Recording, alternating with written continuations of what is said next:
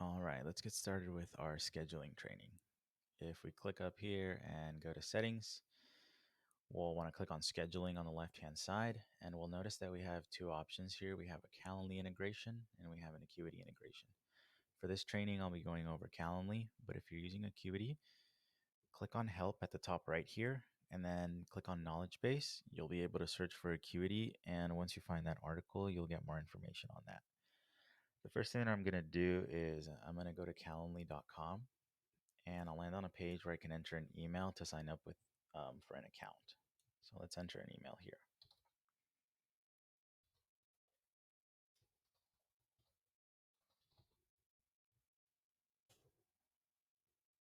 You'll then be brought to a next page where you're going to enter a name and then a password.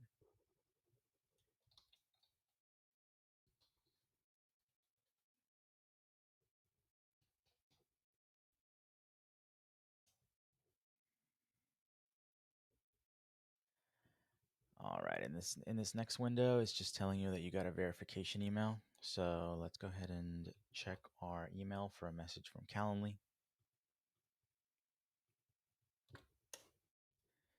And here it is. All you have to do is click confirm my email and you'll be brought to a page where you're going to need to enter your password. And this is the password that you just set like 30 seconds ago. So hopefully you remember it. So let's enter that.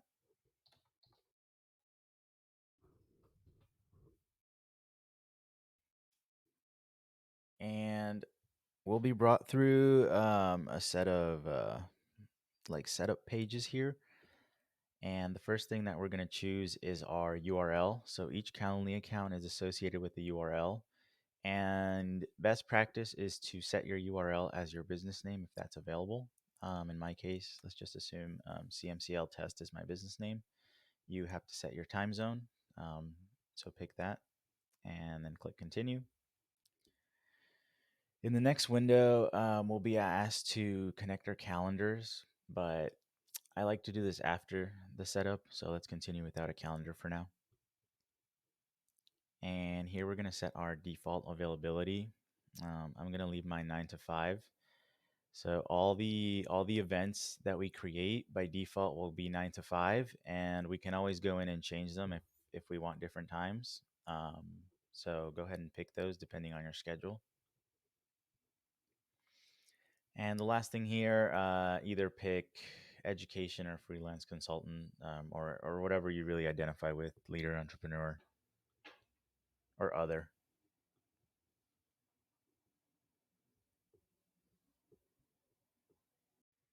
Okay, so before we do anything, before we even look at this dashboard, we have to do two things. We have to connect our calendar and we have to connect some sort of meeting account. In my case, I'll be connecting Zoom, but you could do like Google Hangout, for example, and I'll show you where you can pick that. So if we click on account here at the top right, and then we go to calendar connections, we see some options here. The most popular ones for you guys will probably be either Google Calendar or this iCloud Calendar. And iCloud Calendar is the one that you have on your iPhone or on your Mac. In my case, I'll be connecting my Google Calendar. So for whichever one you want to connect, you'll want to hit the connect button here. And keep in mind that you can connect more than one calendar. So if you have like a personal calendar and a work calendar, Calendly will sync all your events and check your availability for both of those. So you're not limited to just one.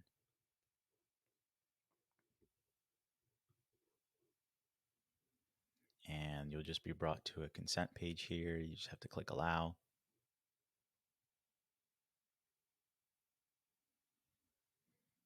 And now if you see a green banner up top telling you that your calendar is connected, then you're all good to go. You'll see your calendar here in your dashboard too.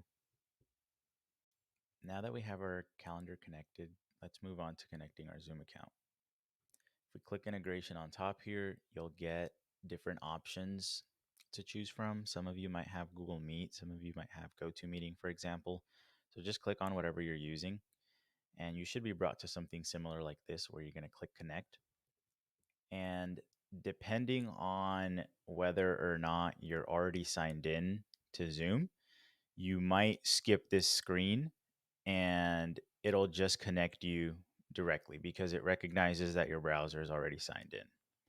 In my case, I'm not already signed in, so I'm going to sign in with Google. Some of you might sign in with Facebook. Some of you might have an email and a password.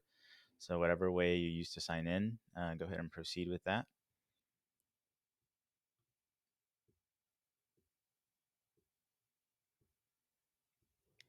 And once you finish that sign in process, you'll be brought to this screen where you'll see a green banner similar to the one we saw for the calendar, letting you know that your Zoom account has been connected. And now you're good to go. Now that we got that out of the way, let's click on home at the top to go back to our dashboard. And you'll notice that we have three meeting types here. By default, we have a 15, a 30, and a 60-minute meeting. In my case, I'm not going to use this 15-minute meeting, so I'll go ahead and delete that. And the first meeting that I'll be going into is this 30-minute meeting. So let's just click into that one. And we have different banners here, each one with different type of information that we can enter to customize this event. So if we click on the first one, we can edit the name. And let's go ahead and call this our initial consultation. And our location is going to be Zoom. If in the previous step you set Google Meet or GoToMeeting or something else, pick that. But I set up Zoom, so I'm going to click on that. And for instructions here, feel free to enter whatever information you think might be beneficial. And in the link, all I have to do is basically enter what my URL is going to be for this particular event. Just like every Calendly account has its own link, every event has its own link too. So whenever people want to book this event, they'll be going to calendly.com/CMCL test/initial. And you can pick a color here that'll be associated with this event. So feel free. We're going to click on save and close. And the second thing that we're going to go into is the second banner that says, when can people book this event? So how far in advance can people book this event? For me right now, it's set to 60 days in advance. Click this if you want more options. I'm okay with this. I do want a 30-minute meeting, so I'm going to leave this as is. But if you want to change that, you can change it here. And down here is where we have our availability for this event. And if you remember earlier, I entered 9 to 5 as my default. So that's what shows up here. But if I want to set custom hours for each day, these hours will just apply to this event and my defaults will still remain. In my case, I'll go ahead and leave my existing schedule. But if you want to go more granular and set something specific for this, feel free to change these times. Moving on down here, you have the ability to leave some time in between events. So if you want to make sure that you have some time either before or after an event so that you're not always scheduled back to back to back, feel free to check one of these options here and specify how much time you want for that gap.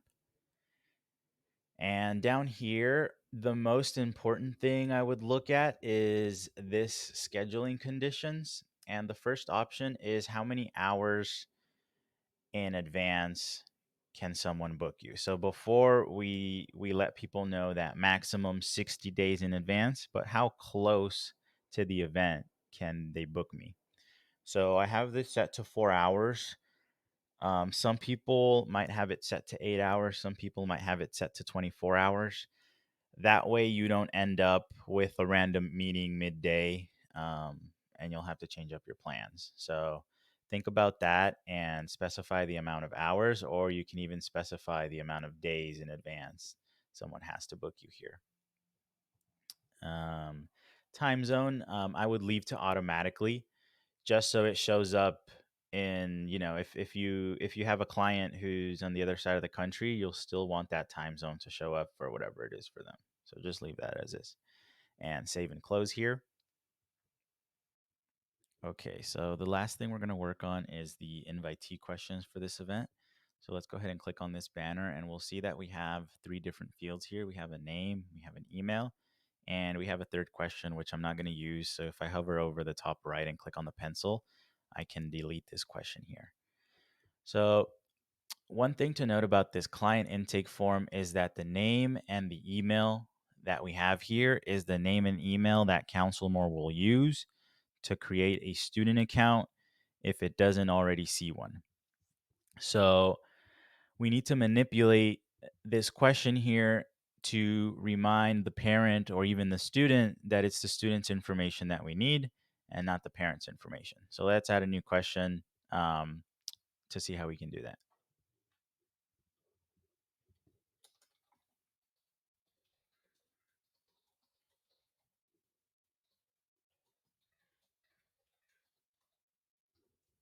You'll want to go ahead and set this as required. And for the answer type, I like to pick checkboxes.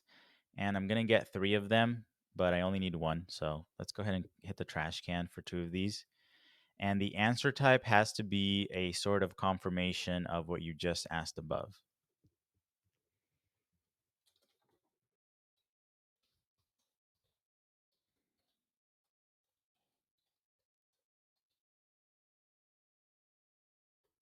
So once we're ready with that, we can hit apply. And we'll see here that we have the question and the confirmation that they're going to check right after that. And at this point here, we can really ask anything that will be beneficial for us. So I can ask here what grade the student is in. And I'm just going to ask this one question in my example, but feel free to ask whatever is useful for you to know off the bat. And the cool thing about this is that whatever gets answered here will actually get saved in the student record that gets generated. And once we test out this client intake form, I'll show you guys exactly where we can find that. So for now, we're just going to click and save until we have to move on to the next section. Now that we're done editing this event, we need to test it. But the first thing that we need to do before testing it is connecting our Calendly account to CounselMore. So let's go back to CounselMore and do that. Click on our CounselMore tab. We're back in settings, scheduling, and let's click connect to Calendly here. And you might be brought to a different page that has you click connect, or it might just connect you automatically. It depends whether or not you're already logged in on your browser. So it should be very similar to how we connected Zoom and your calendar back when we did the Calendly integration. So some important piece of information here is your email address. So if you want to know which Calendly account you have connected, say you have multiple accounts, you can see that here. And you'll have your scheduling page, which will bring you to a summary of all the events that you have available. So you have the option to send a link to all your events, which is the link that we set before, or you have the option to send them a link to a very specific event, which can be this one, which would be the slash initial that we did earlier on when we edited this event. So once we get here, we know that our Calendly account is connected, and you know you're good to go if this link works for you. Now that we've connected our account, let's check the event that we created earlier. And we can reach that event in 2 ways. You can reach it directly from CounselMore by going to settings and scheduling. And once you click into your event page, you can click into initial consultation and you would have reached your event. You should see your very descriptive description here on the left. And then on the right hand side, you'll have the ability to select from various days in the calendar here that we have available. So in my case, I'll pick the 17th. And the schedule is very limited here because Calendly is linking up your calendar that you integrated earlier. In my case, it's linking up my Google Calendar, but in your case, it might be your iCalendar, or if you're using Outlook, it'll be that. But since I only have these times available, I'll go ahead and pick 4:30 p.m. That's all right. I can click confirm. and I'll be brought to the intake form, which we edited earlier. So all I have to do here is enter the student's name in the email. So I'll go ahead and do that.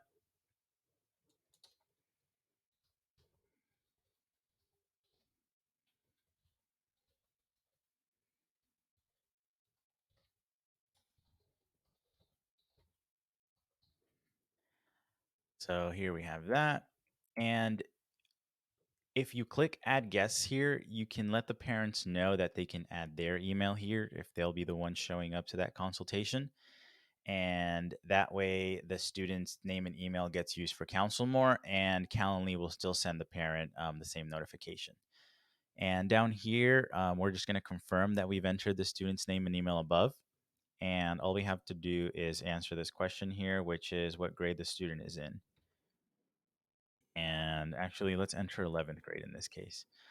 Once we click schedule event, we'll be brought to the confirmation page, and you should have also, well, the student should have received an email along with anybody else who had been added in the previous page. Let's now head back to CounselMore and see what happened on that front. Click on our CounselMore tab here, and we're going to close on the top right to go back to our student records. And you'll see that I have this new student that has been generated for me. This new student is a prospect student, and we have the same name and the same email that we entered earlier. So in my case, I'm going to go ahead and assume that I'll be working with this student now. So I need to set a grad year. So I'll just go ahead and set 2024. And I have to turn this student from prospect to active. So if I click on this pencil here in the right and I select active and confirm, this student has now been activated. You'll see that it's no longer grayed out in your quick list. And you'll also notice that these two buttons have now been activated. The button to share the student's folder in Google Drive and the button to invite the student to the student portal. We're not going to do that just yet, but I wanted you guys to know that as soon as you select a grad year and turn the student to active, these two things happen here. Now that we have our initial consultation created in Calendly, let's go ahead and figure out how our students are going to book the recurring meetings. So if we head back to Calendly, we have this event type that is our initial consultation, which is a 30-minute meeting. And I've actually already gone ahead and edited this event to say recurring meeting instead of 60-minute meeting. If you need more specifics on what I do to edit these events, go ahead and watch the initial consultation part of this video and it'll go through that more in depth. But for now, I'll just click through this and I'll explain everything that I changed. And you guys should understand from what you've already learned thus far. So I've changed the name to recurring meeting. I added my location, which is Zoom, added my description here. I changed the event link to recurring. So before this used to say 60-minute. I left the color. You might have a different color set here. Feel free to select whatever you want and save and close. And if you remember, the next section here is going to be more specific to your availability and how that applies to this event in particular. So we have our default set here, which I just left, but feel free to modify this as you need. Let's go ahead and save and close this section. And the last thing that I want to show you guys is what I did for my invitee questions. So I have my name, I have my email, and I have if there's anything to note for this particular meeting. So depending on your students, you might want to add that same confirmation as earlier, letting them know that they need to enter the student's name, or you might just want to handle that with external instructions. It's really up to you. I left it out in this case, so I'm just going to go ahead and save and close. And now that we're done editing, we can actually click this view live page to test it out. And we're brought to a page that looks very similar to the one for our initial consultation. just that obviously, depending on the event, whatever's on the left here will look a little different. So let's go ahead and pick the 21st here at 2 p.m. and confirm. And in this case, we can think of this as me setting up a meeting for my student after our initial consultation or after any of the meetings that we have. So this is good practice. Now, the only thing I need to do in order to set up an event for my student is I need to know their name and their email. In this case, I actually don't even remember what I had set, and it's probably going to be the case for you. So let's go back to CounselMore and look at the student record. And we do that by clicking the pencil next to their name. And once we're in student record, we see the student name here. So let's go ahead and copy this over to Calendly. And we're going to go ahead and do the same with the student email that we have here. And if there's anything to add in this particular case, you or your student can answer that, but I'll go ahead and put nope here. And all you'll have to do is schedule your event for this recurring meeting. And just like before, we're going to go ahead and go to CounselMore and see how this looks in the student record. Now that we're back in CounselMore, let's see how this meeting got reflected in the student record. Let's go ahead and close at the top right here and go over to assignments. Here in assignments, we see both meetings here. We see the original consultation, which was on the 17th, and then the recurring meeting, which was on the 21st. So both meetings get added here for the student as an assignment, which is pretty convenient for you. But now what you have to think about is, where are you going to put these two links that you have here? So each of these events have a specific link associated to them. And if you head home and go to your dashboard, you'll see something that says copy link at the bottom left of each one of your events. So your consultation link, you'll want to put that on your website. You'll want to put that in any emails or anywhere where potential clients might be able to reach you. But this recurring event here, well, it might be a good idea to actually put this on your website as well. But we're going to go ahead and copy this recurring event link, and we're going to put it in our CounselMore custom menu. So if we head back to CounselMore here and I go to settings and I go to my business setup, at the bottom of this page, there's a tab called custom menu. So if I open that up and I add a label here called recurring meeting, and I paste that URL here, I'm going to get a plus sign that appears on the left, which I'm going to click. And as soon as I click that, we have this custom menu become available to us, which has our recurring meeting event. So if we click that here, we're able to get to our page very quickly without having to look up the link, without having to go to Calendly for that. And the cool thing about this is that this custom menu doesn't just show up here for you. It also shows up in your student and parent portal. So whenever they want to go and schedule a meeting with you, you don't need to tell them to go to your website. You don't need to tell them to dig up emails and find your link. All they have to do from their portal is go up to the custom menu and click on this link here. So it's super convenient.